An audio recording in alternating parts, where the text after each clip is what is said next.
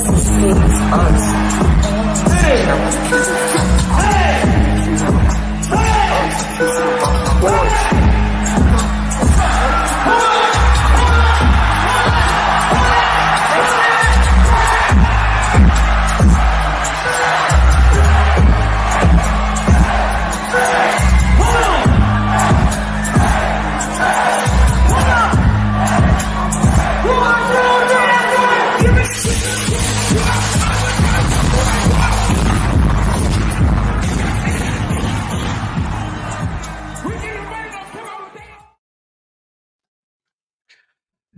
How's it going, Buckeye Nation? It's your boy Ron James of Best Damn Media coming to you live after a Buckeyes victory 20-12 over the Penn State Nittany Lions.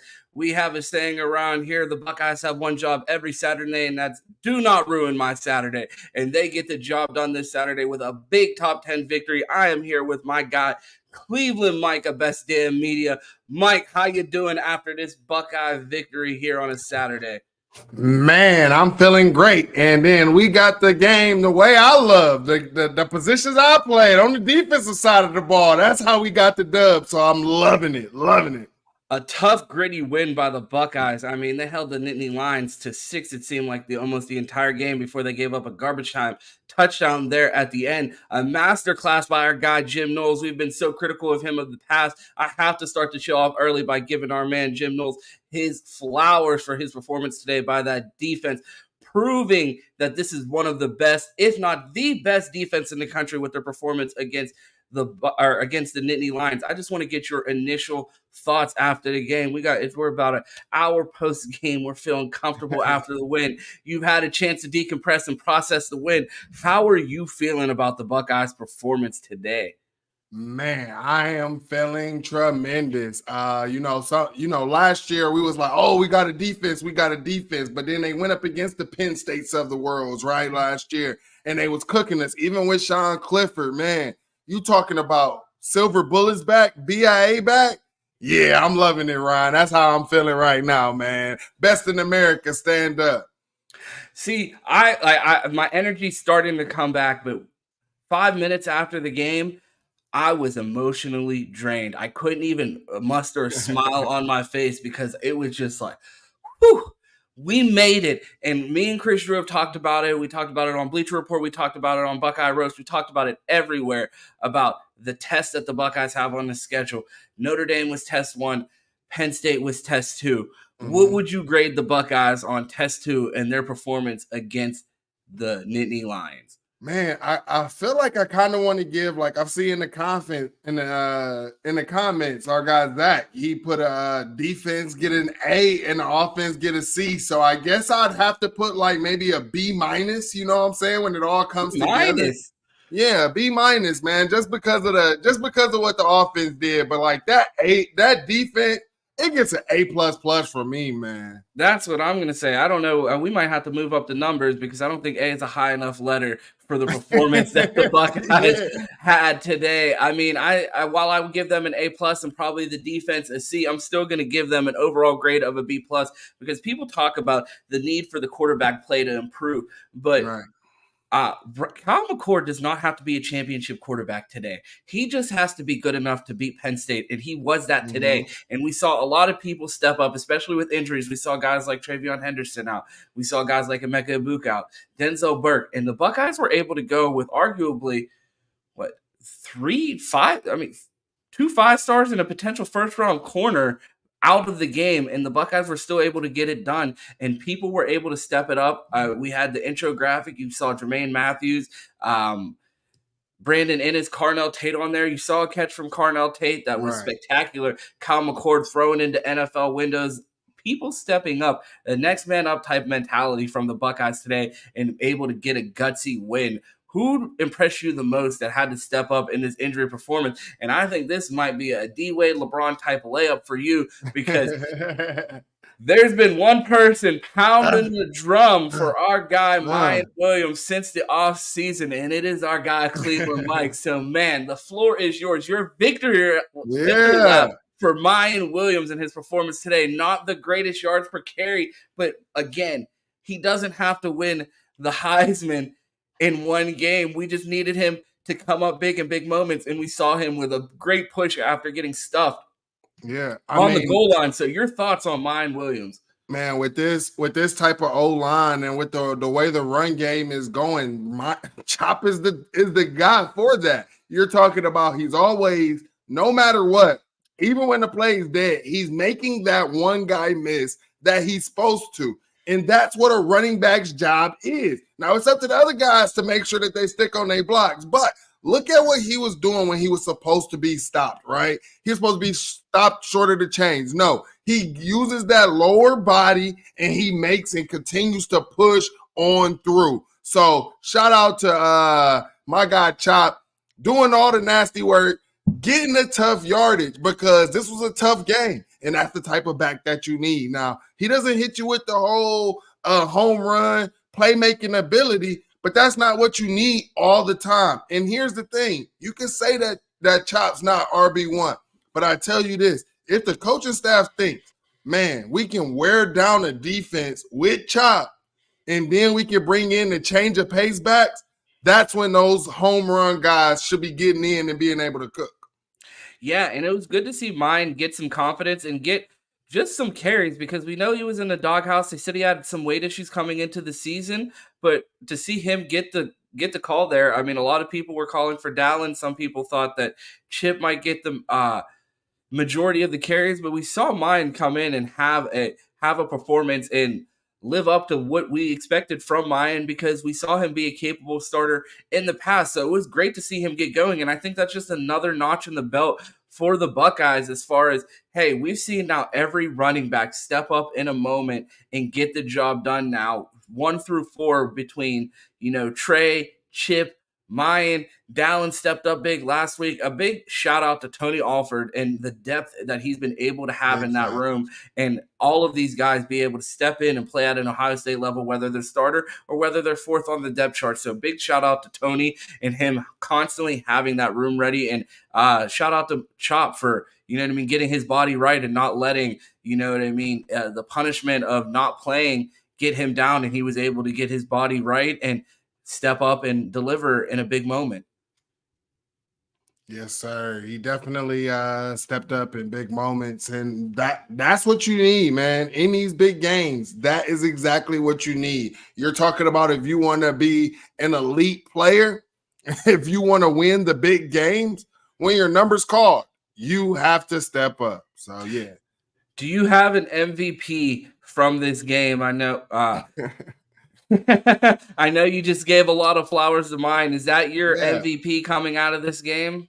I would say on the offensive side, yeah, that would be my offensive MVP. But my defense, man, I got to go with the defense. And, I put out a video, Best Damn Media put out a video of, the history and the series. And in that video, I talked about, Larry Johnson and how his D-line always comes up. And I put at the end, I said, who do you think is going to be next? Because it was always a different guy, right? No. JTT said, I'm your daddy, Penn State, and I own you. So shout out to JTT, because he was out there making plays after plays. You're talking about the bat down, stop Drew Allen. You're talking about the stopping guys in the backfield on the run in the run game, getting sacks, bro. JTT owns Penn State. Sorry to tell you. So for those of you that watched our college football pregame show, the Best Damn College Football Pregame Show on the Best Damn Media YouTube, we had my guy Jordan join us. He is a Penn State alum, and he was hanging out here watching the game today. And I turned to him at one point during the game. I looked at him. I said, where do you think they're going to put the statue? And he's like, what are you talking about? I'm like, where do you think the best place on campus would be for JTT's statue at Penn State? Because, man, he puts up legacy games. And I said on Bleacher Report this week, hey, I don't think that JTT could have another legacy game after what he was able to do last year. I said, we saw the JTT legacy game, and he said, hold my beer, and he comes out there and tries to up the performance. It may not have been as flashy as last year, but man, did our guy JTT ball out today. Yes, he did, man. He balled out. And, all you kept hearing was Gus Johnson and Joel Klatt say, oh, it must be the fourth quarter because it's JTT time. Absolutely. I see some things in the chat. I sure hope Brown is not out a long time. No one really pressing Kyle now. And if Kyle gets injured, without Brown available, yeah, that would mean we'd have to see the West Dakota Heisman, Lincoln Keenholz, who we heard, the Buckeye fans were not happy at halftime when you hear calls for the third string quarterback. And it was hilarious that there were people saying that Lincoln Keenholz should play. And then you see Devin Brown go down. And I turned to my buddy that I'm watching the game with, and I'm like, how ready do you think all the people that were calling for Lincoln Keenholz are really ready to see Lincoln Keenholz? Because it's 4th and 1 or 3rd and 1 at the time, I believe it was, and people were calling for a quarterback sneak. I'm like, Devin Brown is hurt. We are not sending Kyle McCord into a dog pile with a true freshman and Lincoln Keenholz as our backup quarterback at the moment. I think we honestly might have seen Tristan Gebbia in the moment if Kyle McCord would have went down. But on our post-game reaction on Bleacher Report, Chris Drew provided some news and said that the x-rays came back negative and look clean so far. They're still going to get a precautionary MRI. Hoping things are just a sprain. Hopefully Ryan Day is able to provide more information. We know they're pretty tight-lipped around there regarding injuries, but you do wish a speedy recovery to Devin Brown. Mike, who else impressed you during this game? Because, there were so many things on the defense that I love to see. And, I feel like this guy, just because of all the hype sometimes, at least on our programs, we don't give him enough flowers, and I don't think that's fair to him because he's so great. But, man, it seemed like the difference in the game is Marvin Harrison Jr. And before the game, all the Penn State fans were saying, oh, the only place that you guys are better than us are maybe defensive tackle and wide receiver. And you saw that Marvin Harrison Jr. was the difference. Every time the Buckeyes needed a big play, he was able to come up with one, and Penn State has one of the best secondaries in the country. Kalen King's going to be a day 1, day 2 type pick, and Marvin Harrison Jr. was still able to put up more receiving yards than, Penn State had passing yards, it felt like. So do you feel like sometimes that Marv's greatness gets overlooked because it becomes that expected, especially coming out of that room with such high expectations, standards, and legacy? I think sometimes people underappreciate Marv. What Marv has been doing, even when he's bracket covered, you hear Ryan Day saying these guys are open. Like Marv was cooking, and just what he's doing. And then also, let's not just everybody want to say, "Oh, this is Marv. This is Marv." 2 years in a row with a messed up ankle that you can barely push off of, and continue to do this, and then those throws that Kyle be making to him are contested most of the time. And look at what he's doing, man. Like I seen a lot of Penn State people was tweeting out saying that they was about to drop Marvin Harrison's draft stock. I think that that's the other way around. But Ron, I got to talk about my guy because everybody has been coming at me on Twitter. I guess they haven't watched his own Buckeye BS, Ron. Because I gave my man Cade Stover his flowers. Yes, Cade Stover. We apologize to like Cade Stover. We apologize to Cade Stover every week. I feel like that's how that's like my new salutation, like and apologies to Cade Stover, because we were so critical of him in the offseason, and it's like he listens to our show because, man, has he got better in the pass game. He's much more sure-handed this year. His runs after catch, he never goes down after the first tackle. So many plays today that he extended with his just toughness. And you know what I mean? Yeah. We make all the jokes about, you know what I mean, him being a farmer and wanting tractors and NIL. But, man, he does bring a level of grit. I remember in one of the group chats, we talked about someone had made a joke that they wanted to see someone else other than Cade Stover play, and Burn pushed back, and he's like, you guys are crazy. You don't understand the intangibles that Cade brings to the field. And not only does he bring those intangibles with toughness and leadership, but the run after catch, the shorthandedness. And we heard early criticisms of Cade in the blocking game, and we did see, I think there was one play where he wasn't able to get to the second level, and Abdul Carter was able to get around his block and make a tackle. But you've seen progression from Cade week in and week out in the blocking game too. Agreed. You've seen, against Notre Dame, on the final play where Chip scored. He blocked his man all the way out of the end zone. You saw him chipping defensive ends, almost blowing out Matt Jones' knees as far as he was literally just throwing bodies around. So to see Cade have that level of production, because I was sitting here looking at the box score and I had a question lined up for you, and I got sidetracked when I saw Cade's stats and you brought it up. Cade has been absolutely balling, and definitely with Brock Bowers going down, I mean, I think Cade might have an argument for one of the best tight ends in the country. And coming into the season, I did not think that was something that I would be saying after a Penn State victory. But Cade coming up big with 4 receptions, 70 yards. Mike, I want to ask you, do you know off the top of your head, and don't cheat, don't look at the box score, I'm not looking at the box score. Who had the second most receptions out of the wide receivers at Ohio State on Saturday? Well, I mean, my guy XJ had a drop. Fleming couldn't catch a cold. Marv cooked, so it had to be Cade. Wide receiver. Cade was number 2. Wide receiver. Who was the number 2 wide receiver interception? Who was the number 2?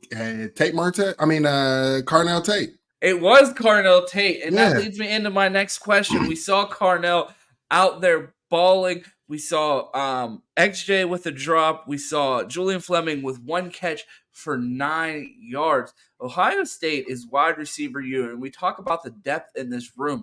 Do you think as the season progresses, we're now 8 weeks through the season, do you think we start to see a shakeup as Emeka Egbuka returns and see more Carnell Tate? Because it seems like he is that answer as far as a third guy that could be open and be a weapon in this passing game. And I want to pose the question to you and the chat.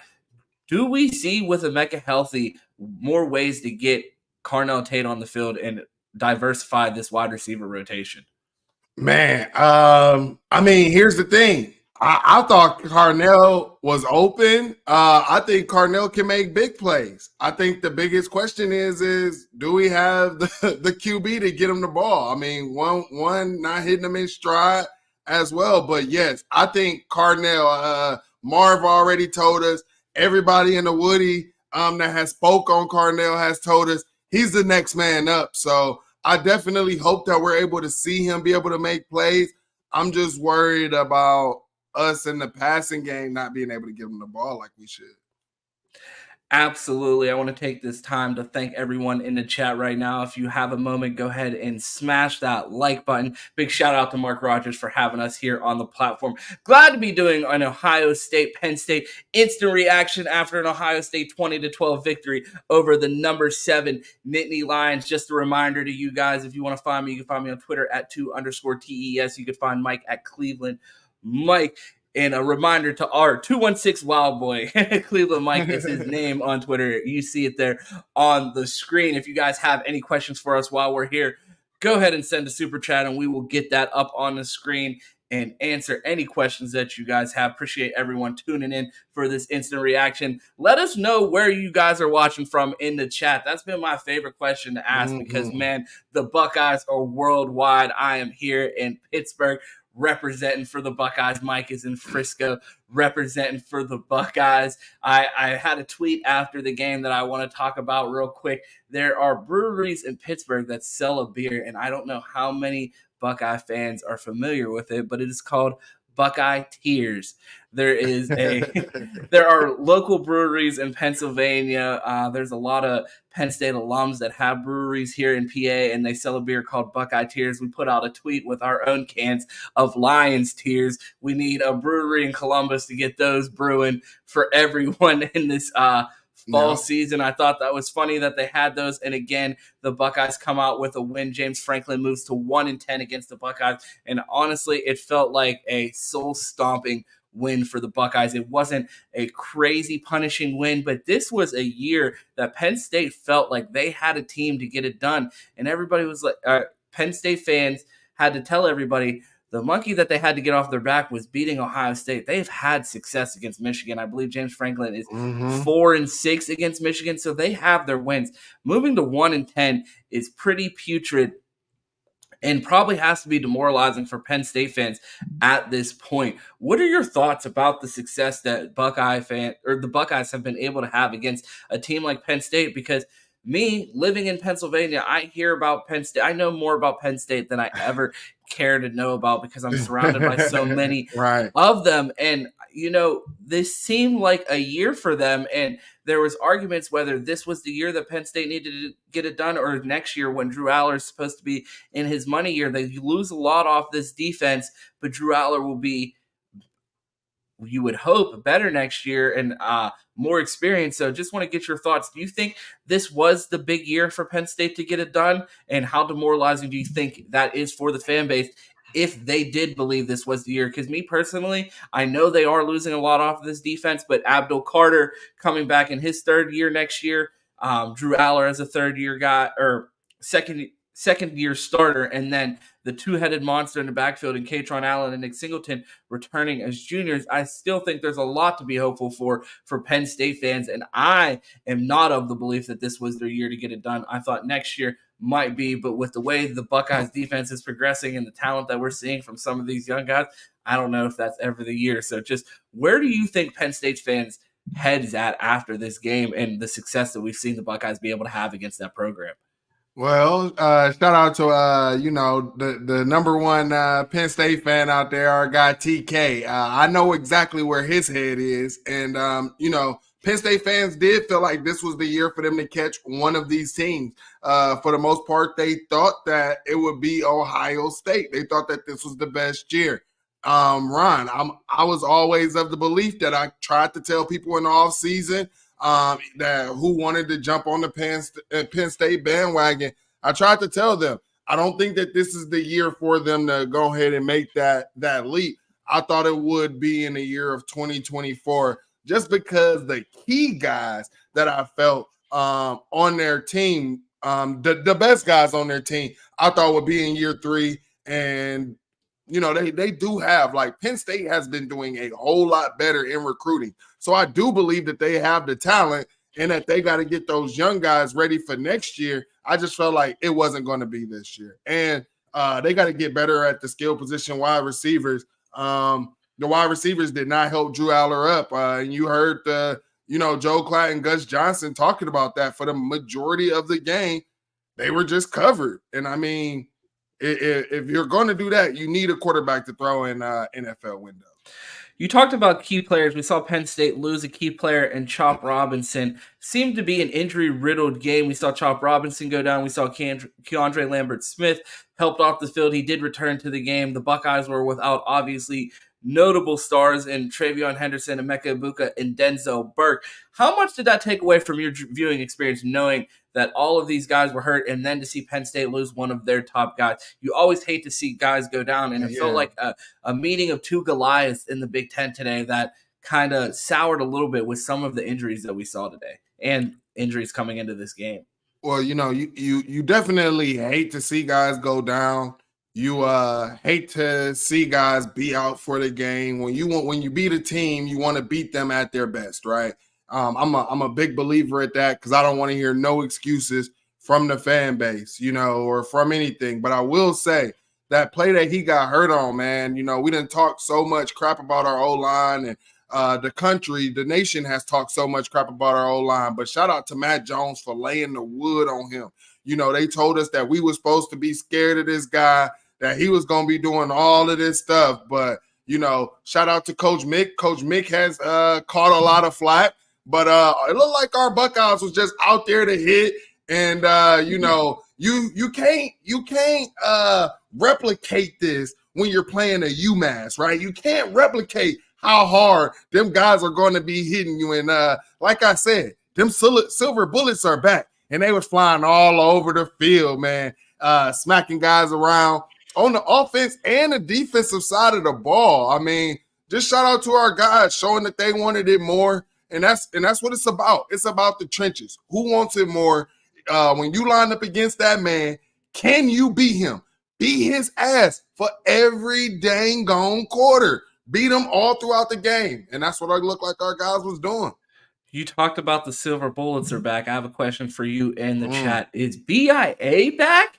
We've talked about the return of BIA and the importance of Ohio recruits being involved in the return of BIA. We saw Jermaine Matthews step up in a huge way, and you know, I am the leader of the Ohio-born defensive back fan club.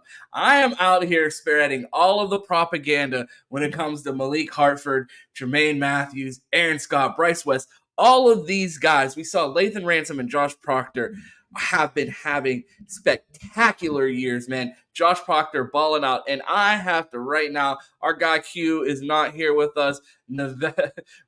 Arizona Q, Arizona Buck, couldn't make it for the show today, but it wouldn't be a post game without giving flowers to some of Q's guys. And man, Q never wavered on Proctor Island. And man, his real estate agent has to be calling their real estate agent for a new house because they're going to be getting rich over there on Proctor Island because man, is it getting expensive and the boats just keep pulling up. And man, one of our funniest episodes of the Buckeye Roast, our Buckeye morning show that we do every morning, Monday through Friday at 8 a.m., me and Q, one of our best arguments that we ever had on that show was, is Jordan Hancock an NFL player this year or next year? There was no disagreement about whether or not Jordan Hancock would play on Sundays, but Q was insistent that Jordan Hancock would be a NFL player after this year. And man, is he balling out there. We saw him come up big time in run support today.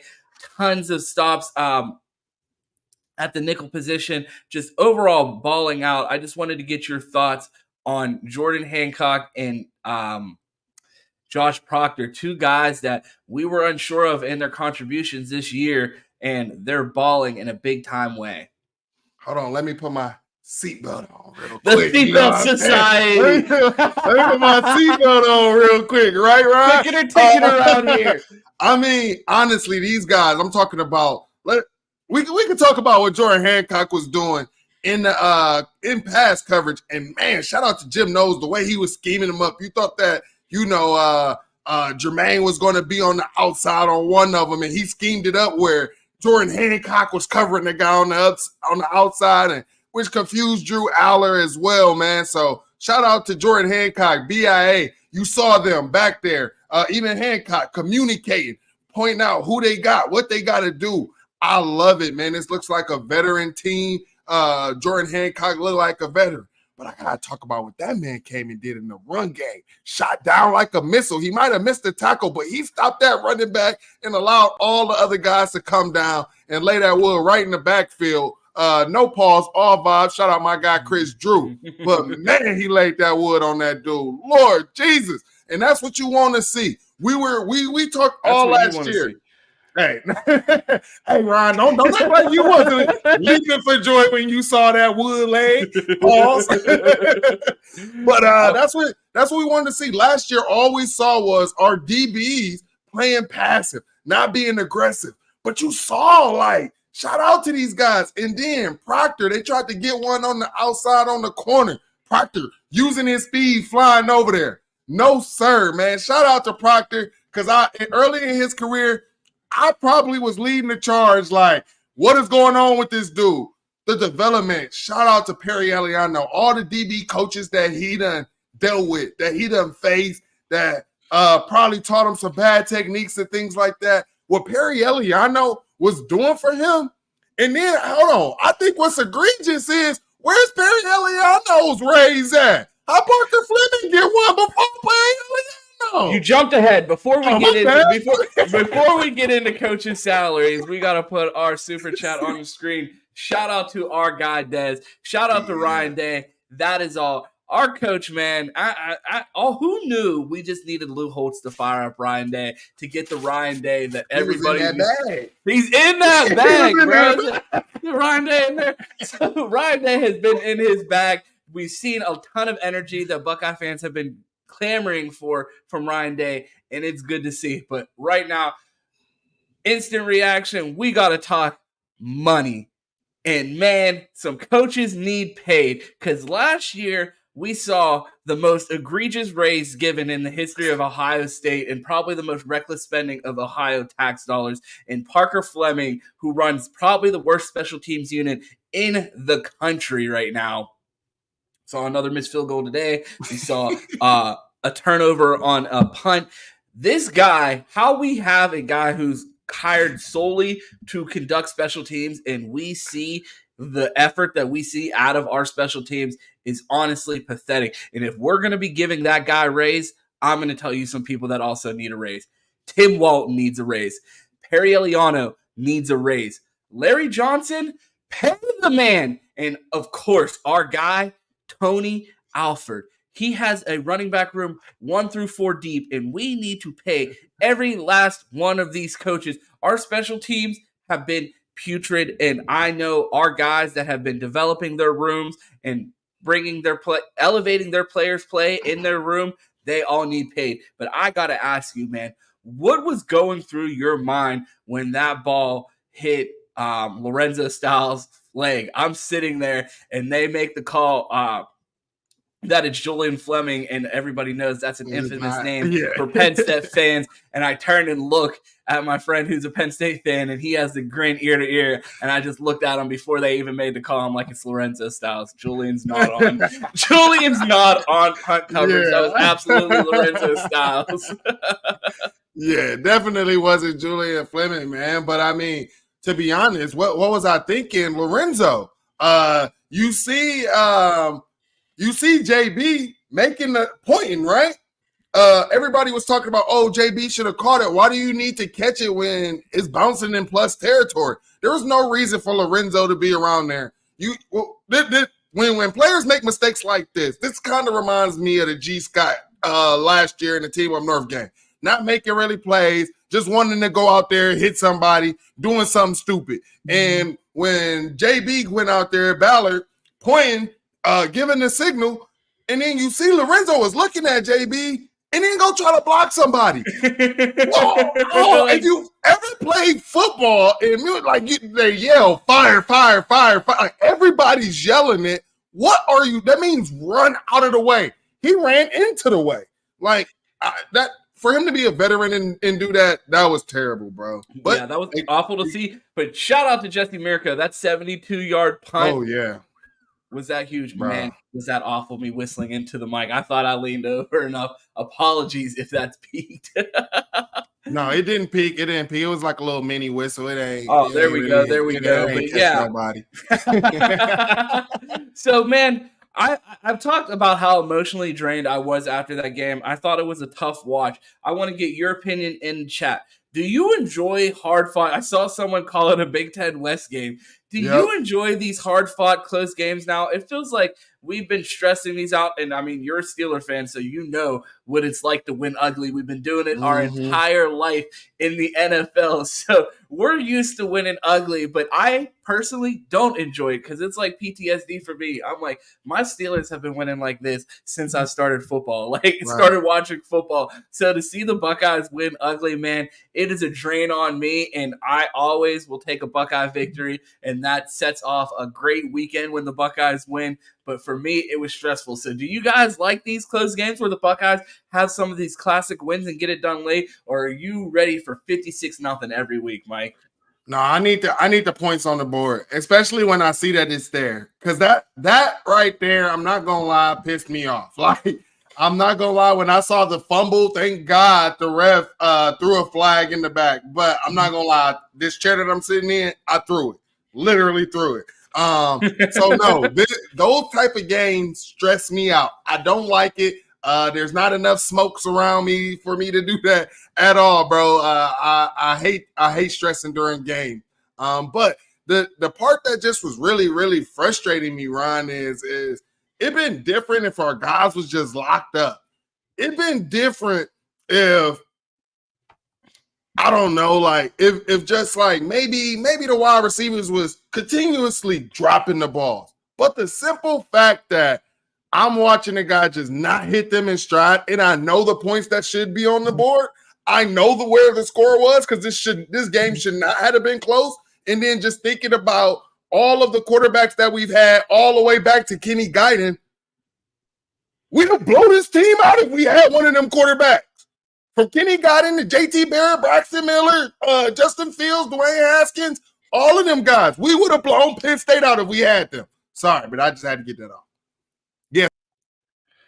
I got to drop my guy, Mike, because how disrespectful of you to start that list of quarterbacks that could have won this game and leave off Whippeal legend Terrell Pryor. I'm about to shut my camera off and go put my Terrell Pryor jersey on just for your disrespect, man. That is egregious. If you're going to go and make an outlandish take like that any quarterback could have won, and you're going to stop at Terrell Pryor, that's where you draw the line?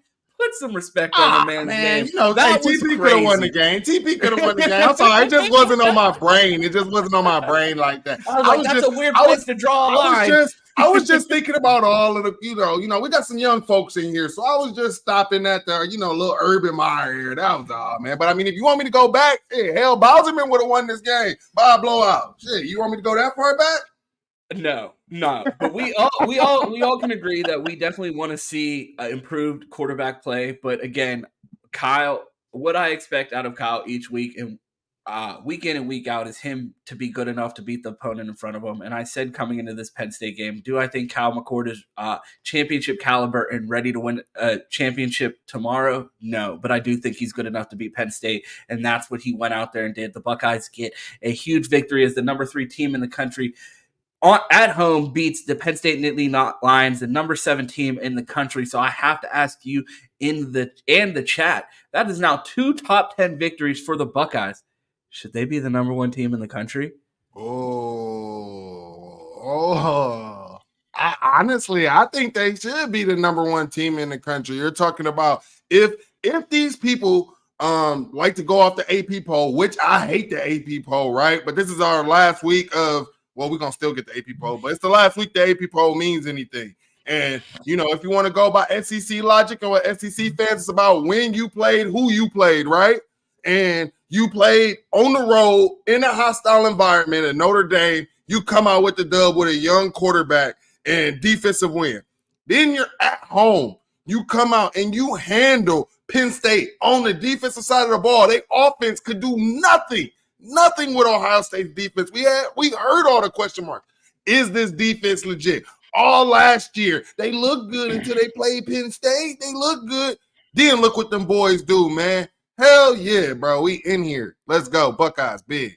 Yes, I need to see the Buckeyes at the top of the poll. I do not care about – I do not care what the AP actually thinks, but, man, is it going to be fun to lie. And we've had so many questions about this team, but it's starting to come to fruition, and I think the Buckeyes might have the best defense in the country. We know we have the best wide receiver. We know we have – I know – personally, I think the Buckeyes had the best running back room in the country. We saw the 4th running back that we've seen start this year, and the Buckeyes get a top 10 win with them. So the depth in the weapons around Kyle McCord, I think this Buckeye team is primed for a championship-style run. And, we still got a ton of work on the schedule ahead of us, most notably that team up north.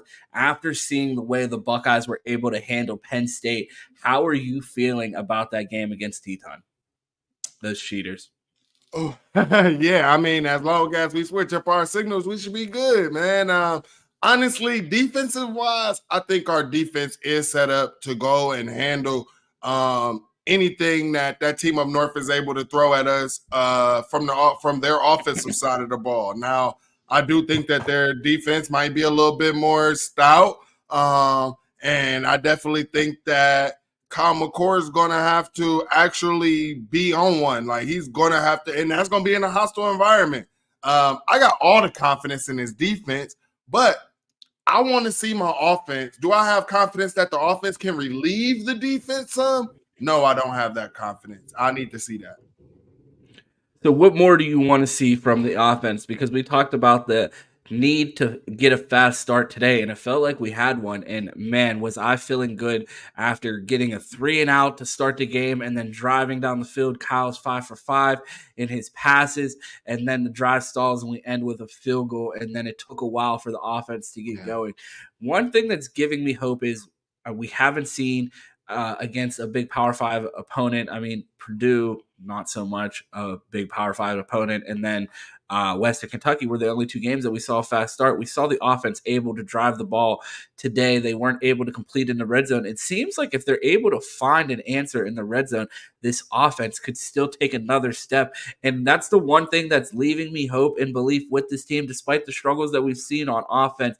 I feel like each week they show me enough to make me believe that they can continue to take steps. I have not seen anything out of this offense that makes me believe that there is a ceiling lower than a national championship with the talent that they have on this roster. Yeah, it's all about McCord getting it together. Like, if this dude's able to get it together by the end of the season, like if he's able to just start clicking at the end of the season and this offense is clicking and the run game is clicking at the end of the season, watch out. This is a scary team that I think can win a natty, but we'll see. Absolutely. So just before we get out of here, I just want to get your overall thoughts. We're 2 hours post game, and we have talked about the struggles that the Buckeyes still may have, but we have 2 top 10 wins coming into the season. Is this something that you expected? Because I'll tell you this, I got straight on the timeline and hedged this season immediately after Indiana and said, this looks like a 9-3 team today. And not saying that I thought this team was going to be 9-3, but there was so many things that I thought that we needed to improve before we could talk about beating some of these top 10 teams. And we've taken those steps. We've seen improvement in the run game. We've seen improvement from our quarterback. We've remembered that Marvin Harrison Jr. played for us because we saw him with 11 receptions today after we didn't see him catch a ball till late in the second against Indiana. So we're finding ways to get the ball in the hands of our best and most talented players. Our defense is getting challenged week in and week out, and they continue to answer the call. Did you expect this coming into the season? And we are now 8 weeks into college football. Is this where you expected to be as a Buckeyes fan? Is this what you expected the team to look like? Yeah, I mean, I didn't expect our offense to look like this, but the team, for sure, as an overall, yeah, I expected them to go ahead and handle Notre Dame. I expected them to go and handle Penn State. Like, that's what we do. We recruited way too well to lose in games like this. And to be honest, it just looked like in this game, you never thought that we was really going to lose. The way the defense just kept playing. Like, this is why I asked that question that I asked y'all on Buckeye BS on Sunday, but then also asked, in the Mark Rogers last week was if we put in a different quarterback and they got 2 turnovers, but they give you 5 touchdowns, like they lead the offense down for 5 to 6 touchdowns each game, what are you taking? And I tell you this, my defense, I got confidence where we can have 2 turnovers in the game and still go out there and win the damn game. So that's how I feel about my defense.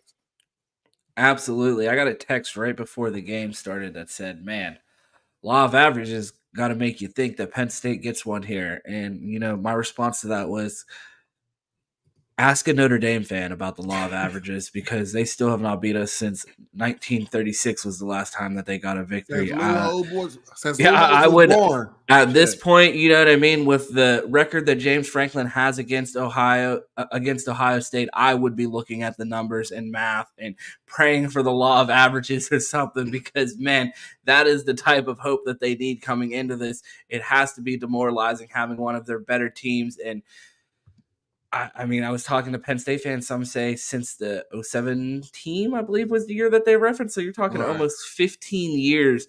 This is one of their best teams that they thought that they had. I saw a meme that said the Penn State fan mindset cycle is natty season hopes, then it turns into 6-0 hype, then it turns into 10-2 after losing to Michigan, and Michigan and Ohio State turns into a New Year's 6 win, and then we're back to natty season hype the next year. And it's just cyclical. Every year they end up in that cycle, and it seems like the same old story. And it has to hurt for Penn State fans to run against that brick wall that is Ohio State. You love to see the Buckeyes able to get it done in a huge win, 20-12 over the number 7 Penn State Nittany Lions at Ohio Stadium today. I'm about to have a great Saturday knowing that my Buckeyes won. I'm going to sleep good. I might lose a little sleep knowing that my Steelers play tomorrow. They're always good to stomp on and ruin a weekend, but I'm going to live in my Buckeye joy in the moment. Mike, I hope you enjoyed this excellent Saturday that the Buckeyes have provided for us. Let the people know where they can find you. Man, you can find me every Sunday at 10 a.m. Eastern on Buckeye BS at Best Damn Media on YouTube. Make sure that you like us and subscribe over there. And then you can find me on Twitter. I stand in the paint every day, all day. I'm outside at 216_Wildboy. And then you got on Best Damn Media, you can catch me Wednesdays for our national college football show at 7:30 Eastern. And if you want to find me, you could find me on Twitter at 2Ts. That's 2_TEES. You could find me on Twitch at the same thing, on TikTok at 2Shiesty. We do a show, our flagship Buckeye BS. We will be live tomorrow at 10 a.m. giving our thoughts from the game with the whole gang, me, Mike, Cam, and Q. Me and Q do a Buckeye show Monday through Friday every morning at 8 a.m.-ish. We try to get started at 8 a.m. So make sure that you tap into that. Mike does the Fans Edge on Wednesday. And then we have our college football pregame show every Saturday morning with Chris Drew of Menace to Sports. We appreciate Mark Rogers for lending the platform to us and for this post-game reaction. Super excited the Buckeyes were able to pull out a top 10 victory. Go Bucks and OH. I-O.